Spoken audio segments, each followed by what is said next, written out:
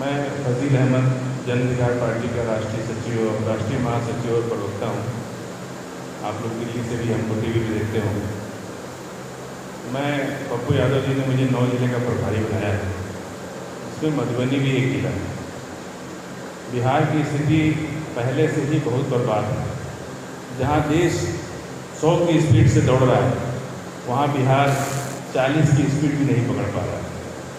इसका कारण गरीबी, बेरोजगारी, भ्रष्टाचार और भौगोलिक परिस्थितियाँ भी।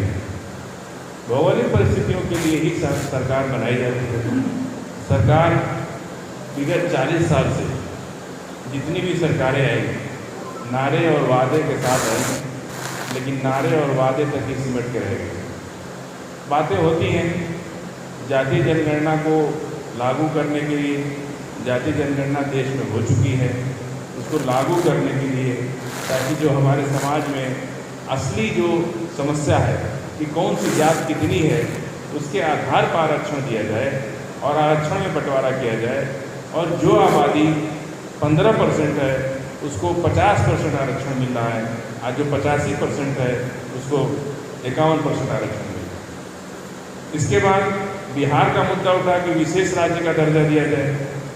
ऐसे भी विकास के मामले में आज बिहार जो है अधिक बजट मिल रहा है। लगातार नीतीश कुमार जी केंद्र में भाजपा की सरकार 2014 से है, दोनों ही एक दूसरे से करीबी हैं। इसके पहले भी लालू जी की जब सरकार थी तब वो कांग्रेस की दिल्ली में सरकार थी, तब भी बिहार की सरकार और दिल्ली की सरकार में कोई अंतर नहीं था। फिर ये रोना किस बात का रोया जाता है, किस बात का रोया जाता है? जातीय जनगणना में लालू यादव जी UPA 2 के खास आदमी थे, UPA 1 में खास आदमी थे, तो जातीय जनगणना उस समय ही प्रकाशित हो जानी चाहिए जब सारी व्यवस्था उनके हाथ में थी, जब हमारे हाथ में थी। लेकिन तब भी जातीय जनगणना की बात नहीं हुई। 2015 में जब विधानसभा का चुनाव हुआ, फिर जातीय जनगणना की बात उठाई गई। चुनाव जीत गए। जीतने के बाद 2 सम अनुपूरक विचारधारा के लोगों की सरकार बनी। नतीजा आपके सामने रहा कि वो अनुपूरक सरकार, जो मनभेद और मतभेद की सरकार थी, कुछ ही दिन में उनका मनभेद भी सामने आ गया और मतभेद भी सामने आ गया। इसलिए बिहार की दुर्दशा क्यों खराब रहती है, उसका मेन कारण यहाँ की राजनीतिक महत्वाकांक्षा है। अत्यधिक महत्वाकांक्षा पूरे देश के अंदर मैं जाता हूँ, शायद ही किसी राज्य में किसी राजनेता के अंदर इतनी महत्वाकांक्षा हो कि वो हर किसी एन किसी भी तरीके से सरकार बनाना चाहता है। यहाँ पे बिहार के अंदर शराबबंदी का कानून आया। शराबबंदी में मैं आपको डाटा बता रहा हूँ, 80-90 हज़ार से ज़्यादा लोग जेलों में सड़ रहे हैं। गरीब लोग कौन लोग हैं? शराब के नाम पर गरीबों को लूटा जाता है। शराब के नाम पर पुलिसिया आतंक मचता है। यदि आप पुलिस से सवाल जवाब करते हैं, आपको शराब के नाम पर जेल में डाल दिया जाता है। और दुनिया को हम दिखा रहे हैं कि हम शराबबंदी कर रहे हैं। शराबबंदी के नाम पर हमारी ज़िंदगी जीने का अधिकार छीन लिया जाए।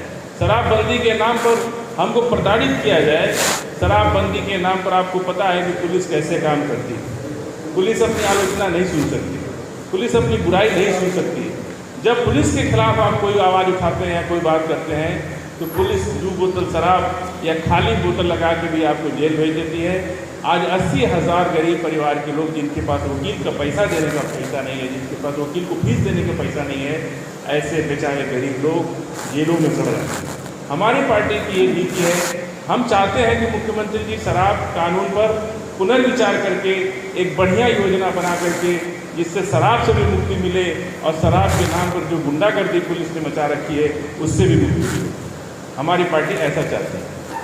हम लोग बाढ़ के सवाल पर मधुबनी जैसे जिले में, जहाँ मधुबनी जनपद सबसे ज़्यादा बाढ़ ग्रसित मुझे दिखा, लेकिन सरकारी आंकड़ों में बाढ़ घोषित नहीं। चुनाव आयोग ने चुनाव की समीक्षा कर दी, चुनाव की घोषणा कर दी, लेकिन मुझे लगता है कि चुनाव आयोग को बिहार का सर्वे करना चाहिए।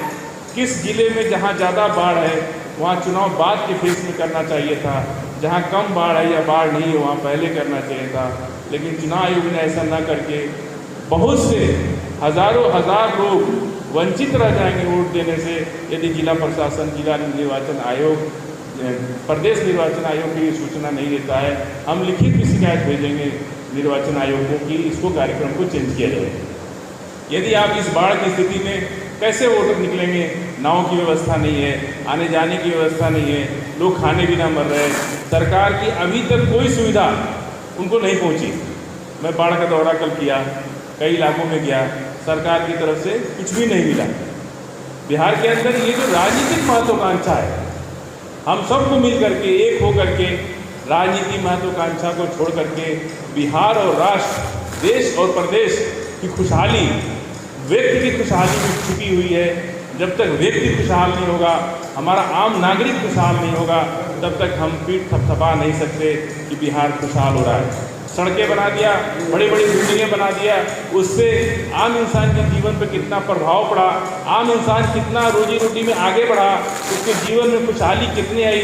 विकास का पैमाना यहाँ होना चाहिए, विकास का पैमाना यहाँ नहीं होना चाहिए कि आप बड़ी बड़ी सड़कें बना रहे हैं, 40% कमीशन खा रहे हैं। जो कमीशन खा रहा है उसको आप महिमा मंडित कर रहे हैं, और जो आदमी ऑक्सीजन बांट रहा है, जो आदमी दवाई बांट रहा है, जो आदमी गरीबों की मदद कर रहा है, जो बाढ़ में सुखाड़ में लोगों को खाना पहुँचा रहा है, आज 3 महीने से ज़्यादा श्री पप्पू यादव जी को सरकार ने जेल में डाल रखा है। ये कहाँ का न्याय है? ये कहाँ का इंसाफ है? इसलिए आज हम मधुबनी के जिला में संगठन पर भी हम खास करके अपने संगठन के साथियों से कहेंगे, आप लोग भी अपना आपसी मनभेद और मतभेद भुला करके एक लक्ष्य की प्राप्ति कीजिए। बिहार और मधुबनी को आगे बढ़ाना है, बिहार को आगे बढ़ाना है, और मधुबनी और बिहार आगे बढ़ जाएगा तो देश भी आगे बढ़ जाएगा। इसी के साथ अपनी बात को समाप्त करते हैं। जय हिंद।